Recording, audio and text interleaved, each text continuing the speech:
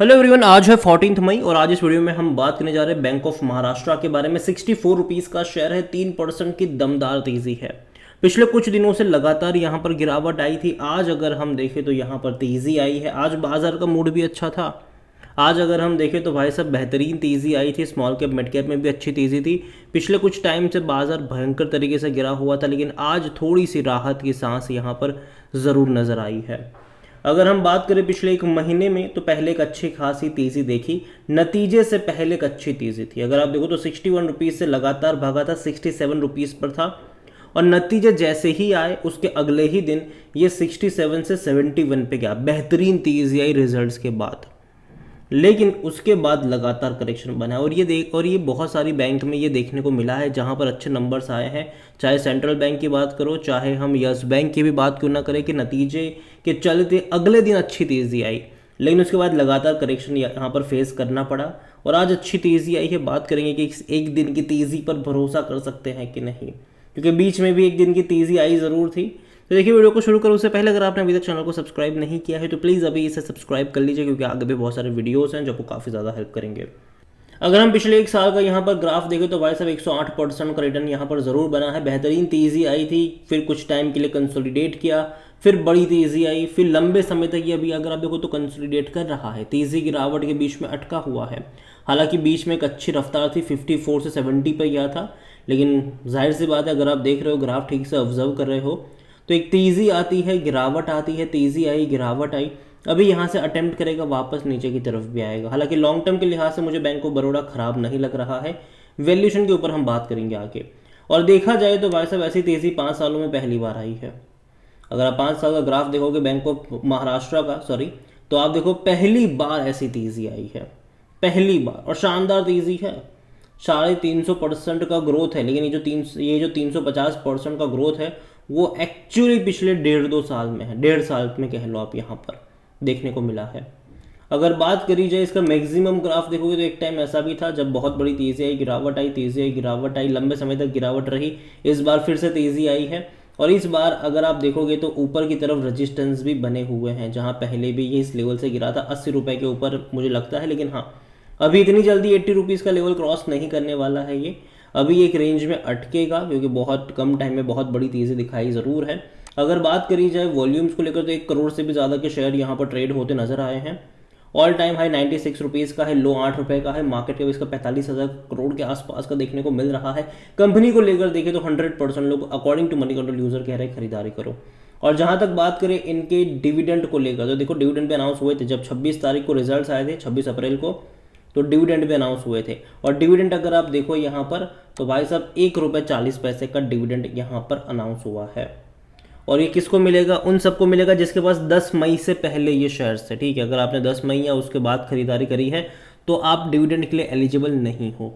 1 रुपये 40 पैसे का डिविडेंड यहाँ पर मिलने वाला है, जो कि अच्छा डिविडेंड है मेरे हिसाब से, अच्छा डिविडेंड है। और देखिए 2022 से पे करना स्टार्ट करा है, उससे पहले अगर आप देखो तो 2015 में पे करा था। 16, 17, 18, 19, 20, 21 तक पे नहीं करा। रीज़न ये बैंक लॉस में था।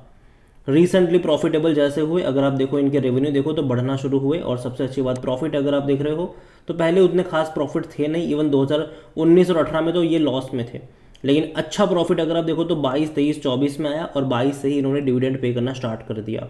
अगर बैंक ऑफ महाराष्ट्र में इसके वैल्यूएशन के बारे में देखें तो 12 का पी है इसका, सेक्टर पी 17 के आसपास का है। कोई भी एनालिस्ट अभी यहाँ पर अपनी रिकमेंडेशन नहीं दे रहा है। फाइनेंशियल से अगर आप देखोगे तो जैसे कि मैंने कहा कि नंबर्स अच्छे थे इनके, और यही वजह थी कि नतीजे के अगले दिन एक बड़ी तेज़ी हमने यहाँ पर देखी। 67 से 71 रुपीज़ का लेवल देखा, लेकिन उसके बाद लगातार करेक्शन भी देखा। 1218 करोड़ का प्रॉफिट हुआ था और तकरीबन 6488 करोड़ का रेवेन्यू था, जो कि भाई साहब बेहतरीन। और देखो रेवेन्यू लगातार बढ़ रहे हैं इनके। अगर आप दिसंबर 2021 में देखो तो 3890 करोड़ थे। आज अगर आप देख रहे हो तो वो बढ़ चुके हैं काफ़ी हद तक। और प्रॉफिट भी देखो तो जो पहले 300 करोड़ थे आज वो 1200 करोड़ पर जा चुके। तो प्रॉफिट अच्छे हुए हैं, डेफिनेटली अच्छे हैं, लेकिन आने वाले क्वार्टरों में और अच्छे नंबर्स रिपोर्ट करने पड़ेंगे। देखो लगातार बढ़ रहा है, ठीक है। अभी आगे एक्सपेक्टेशन भी वैसी बढ़ेगी कि अगर जून क्वार्टर आएगा तो भाई साहब रेवेन्यू और ज़्यादा बढ़ते, मतलब और ज़्यादा होना चाहिए प्रीवियस क्वार्टर के मुकाबले। और प्रॉफिट भी भाई साहब 1200 करोड़ से ज़्यादा का होना चाहिए। यहाँ पर एक्सपेक्टेशन ज़्यादा बढ़ गई है। क्योंकि वैल्यूएशन उस तरीके से प्रीमियम मिलना अब स्टार्ट हो चुका है सरकारी बैंकों को भी। होल्डिंग के बारे में देखें तो गवर्नमेंट के पास होल्डिंग है यहाँ पर 86.46% की। पहले अगर आप देखो तो उतनी ही थी, और बहुत जल्दी यहाँ पर हो सकता है कि गवर्नमेंट अपना स्टेक यहाँ पर रिलीज़ कर सकता है। जो रूल है कि भाई साहब 75% से ज़्यादा नहीं होना चाहिए जो शेयर होल्डिंग है वो, तो शायद ये कम करेंगे आने वाले टाइम में जब शेयर प्राइस अच्छे लेवल पर होगा, तभी फ़ायदा होगा सरकार काफ़ी। 0.41% म्यूचुअल फंड के पास है, वो पहले भी उतना ही था। डोमेस्टिक 4.31% से 4.27% पर हल्की सी बिकवाली हुई है। एफआईज बड़ी क्वांटिटी में खरीदारी करे हैं, 0.45% से 1.04% मतलब 1.04% पर आए हैं। रिटेल और अदर के मिलाकर 7.81% की होल्डिंग बनती है, जिनमें से रिटेल इन्वेस्टर यहाँ पर 5.02% पर है और जो अदर पार्टीज है वो 2.79% का स्टेक यहाँ पर लेकर बैठे हुए हैं। देखिए ओवरऑल अगर मैं बात करने जाऊँ बैंक ऑफ महाराष्ट्र की, तो देखो बैंक मेरे हिसाब से ख़राब नहीं है, ठीक है, ख़राब बैंक नहीं है ये।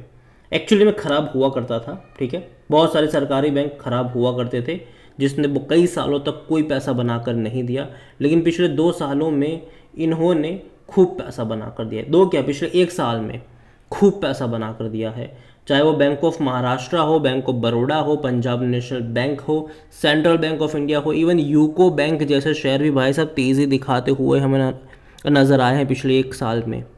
तो यहाँ पर देखो डेफिनेटली कह सकते हैं कि जो सरकारी बैंक है उसकी किस्मतें बदलती हुई नज़र आई ज़रूर है, और रीज़न ये भी है कि अच्छा परफॉर्मेंस भी दिखाया है। जो सरकारी बैंक पहले लॉस मेकिंग हुआ करती थी, आज वो सरकारी बैंक धीरे धीरे प्रॉफिटेबल भी हो रही है और अच्छा प्रॉफिट कर रही है, डिविडेंड भी अच्छा खासा पे कर रही है। अगर आप देखोगे तो भाई साहब 27 रुपये का शेयर था ये पिछले साल तक, और तब ये 1 रुपये 30 पैसे का डिविडेंड भी पे कर चुका है। आज हालांकि पैसा डबल हुआ तो जाहिर सी बात है डिविडेंड डबल नहीं होगा यहाँ पर, लेकिन आने वाले टाइम में अगर और ज़्यादा पैसा रेवेन्यू अगर ये कमाते हैं तो वो डिविडेंड भी बड़ा पे आउट करते नज़र आ सकते हैं। और डेफिनेटली चीज़ें बदली है यहाँ पर।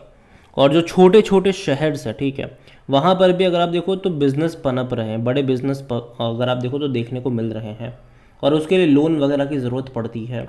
और बैंक ऑफ महाराष्ट्र मुझे लगता है कि काफ़ी बड़ा बैंक बन चुका है और आगे भी पोटेंशियल है यहाँ पर, लेकिन ग्राफ अगर आप देख रहे हो तो एक रेंज में अटक ज़रूर रहा है ये।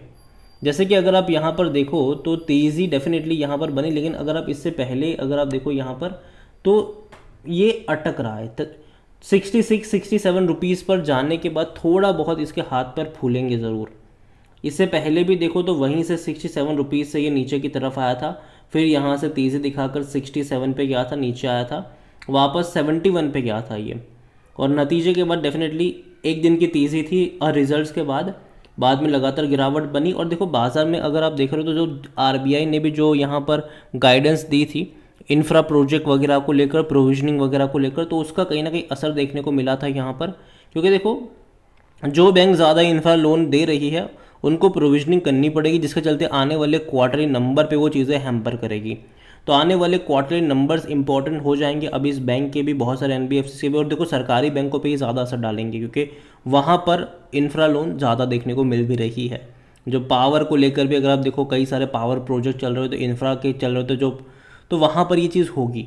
तो मुझे लगता है कि यहाँ पर अगर तेज़ी आ रही है तो वो एक टेम्पररी तेज़ी होगी। हो सकता है कि 67 रुपीज़ पर जाने के बाद फिर से थोड़ा बहुत नीचे की तरफ हल्का हो, लेकिन अगेन जो भी होगा वो टेम्पररी होगा। लॉन्ग टर्म के लिए मुझे लगता है कि पोटेंशियल ज़रूर है। जहाँ तक बात आती है फ्रेश एंट्री को लेकर, तो अगेन मैं यहाँ पर इतना ही कहूँगा कि 55 से लेकर 60 रुपये के रेंज पर आपकी नज़र होनी चाहिए बाय ऑन डिप्स के लिए। अगेन मैं यहाँ पर वर्ड इस्तेमाल करूँ बाय ऑन डिप्स, मतलब कि अगर आपको 1000 शेयर खरीदने हैं 55 से 60 की रेंज में, अगर आप चाहो तो 250-300 क्वांटिटी ऐड कर सकते हो, बाद में 50 से 55 की रेंज में और 300 क्वांटिटी ऐड कर सकते हो, बाद में 45 से 50 की रेंज में और बाकी की क्वांटिटी ऐड करके चल सकते हो। और लॉन्ग टर्म का नज़रिया आपको यहाँ पर होना चाहिए, ना कि शॉर्ट टर्म का। प्रेशर में रहेगा ये, और आने वाले क्वार्टरली नंबर्स इंपॉर्टेंट होने वाले सरकारी बैंकों के कि भाई साहब जो प्रोविजनिंग करी है उसका नंबर पे कितना असर पड़ रहा है, तो वो देखना इंटरेस्टिंग होगा। तो अगेन ये जो भी मैं कह रहा हूँ मेरा पर्सनल ओपिनियन है, कोई भी इन्वेस्टमेंट एडवाइस नहीं। वीडियो को यहीं पे एंड करता हूँ। पसंद आया हो तो लाइक करें, शेयर करें, चैनल पर अगर पहली बार है तो प्लीज़ सब्सक्राइब करें। और बैंक ऑफ महाराष्ट्र के बारे में आप क्या सोचते हैं वो भी आप मुझे कमेंट में लिख के बता सकते हैं। Thank you.